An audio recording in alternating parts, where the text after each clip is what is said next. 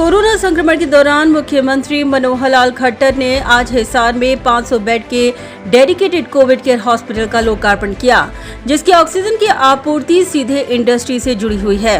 चौधरी देवीलाल संजीवनी अस्पताल के आरंभ होने से न केवल हिसार बल्कि आसपास के कई अन्य जिलों के कोविड रोगियों को उपचार में अब सुविधा मिल पाएगी। मुख्यमंत्री मनोहर लाल खट्टर ने प्रदेश में ऐसे कोविड अस्पताल स्थापित करने की संभावनाओं पर कार्य करने के निर्देश दिए थे, जिन्हें सीधे इंडस्ट्री से ऑक्सीजन की सप्लाई मिले। इसी कड़ी में संभवतः ये अपनी तरह का पहला अस्पताल माना जा रहा है।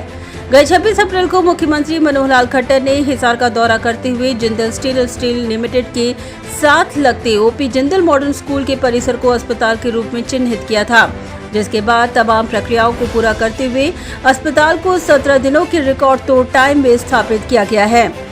कोरोना महामारी के इस दौर में बेड व ऑक्सीजन की उपलब्धता को लेकर यह अस्पताल अपने नाम के अनुरूप सही मायने में कोरोना संक्रमितों के लिए संजीवनी का कार्य करेगा, ऐसी भावनाएं व्यक्त की जा रही हैं। अस्पताल को जिंदल स्टेनलेस लिमिटेड से लगभग हर रोज 8 मीट्रिक टन ऑक्सीजन की सप्लाई मिलेगी, जो 7.1 लीटर प्रति मिनट प्रति बेड उपलब्ध होगी। इस अस्पताल में इलाज के लिए कोई शुल्क नहीं लिया जाना है। मुख्यमंत्री मनोहर लाल खट्टर ने चौधरी देवीलाल संजीवनी अस्पताल का लोकार्पण करते हुए मीडिया से बात की। कोरोना की महामारी, इसके बारे में तो बहुत कुछ बताया कहा जा चुका है, सब जानकार हैं, लेकिन उसके उपचार के लिए सरकार का काम होता है व्यवस्थाएं खड़ी करना। हमने पहली लहर में उस समय भी काफी कुछ, भले ही वो हमारे लिए एक नया अनुभव था, एक्सपीरियंस पुराना नहीं था, सब व्यवस्थाएं की। हमको उस समय पर्याप्त मिला था। मार्च 2020 में पहली लहर शुरू हुई और उसका पीक अक्टूबर में आया था, अर्थात लगभग 6 महीने का समय हमको मिला था जब धीरे धीरे व्यवस्था हमारी बनी।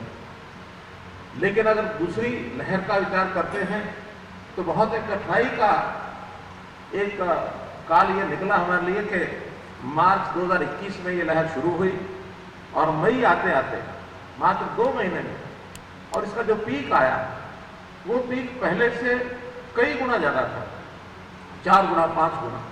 अगर हम देखें तो उस समय अधिकतम केस किसी एक दिन में जो पीक पर था तो 3100 केस थे, और अब अगर देखते हैं तो पीक ये 16,000 केस तक भी पहुंचा, 5 गुना से भी ज्यादा।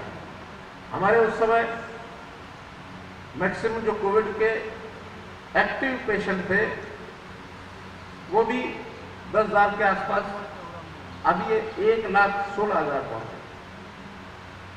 तो बड़ी मात्रा में इसका जो व्याप था, इसी के हिसाब से हमको व्यवस्थाएं खड़ी करनी थी। व्यवस्थाएं खड़ी करने में बाकी व्यवस्थाएं तो सामान्यतया खड़ी होती चली गई। अस्पताल थे, बेड्स थे, डॉक्टर, दवाइयां, या विधि निषेध के जो हमने कार्यक्रम बनाए, जनता ने उसको स्वीकार किया। शुरू में हमने कर्फ्यू लगाया और लोगों को अपील की, बाद में लॉकडाउन भी किया, और अभी महामारी अलर्ट सुरक्षित हरियाणा इस नाम से कार्यक्रम ये चल रहा है, जिसकी अवधि कल तक है। कल के बाद भी इसको आगे बढ़ाने पर विचार किया जा सकता है। आज सायंकाल हमारी एक मीटिंग है, उसमें विचार करेंगे। लेकिन आखिर तो ये सारी चीजें कोरोना महामारी से छुटकारा पाने के लिए थी, और इसमें सबसे बड़ी कठिनाई हमें आई, वो आई ऑक्सीजन सप्लाई। ऑक्सीजन का हमको 152 मीट्रिक टन कोटा पहले अलर्ट हुआ था, आज बढ़कर के वो 282 मीट्रिक टन हो गया है। लेकिन विषय ये ध्यान में भी आया कि ये जो कोटा है ये लिखना बहुत कठिन काम है, बड़ा लंबा प्रोजेक्ट है, क्यों नहीं हम गैस के फॉर्म में ही ऑक्सीजन का उपयोग करें, और जहां गैस की हमारे पास उपलब्धि है ऑक्सीजन की, वहीं क्यों ना हम अस्पताल बनाए। जैसा कहते हैं ना कि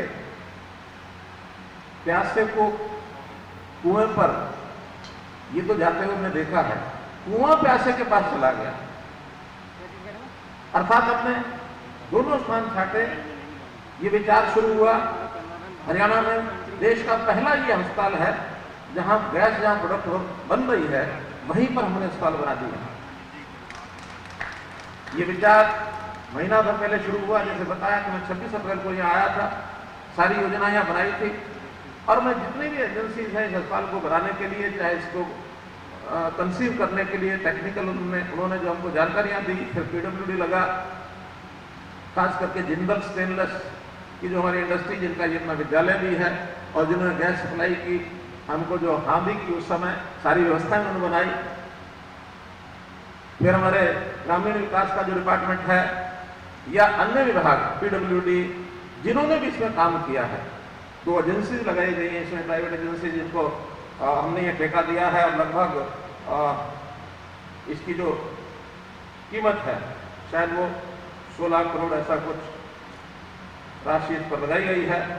तो इनका सबका मैं बहुत आभारी हूँ कि रिकॉर्ड समय में इन्होंने अस्पताल तैयार किया है।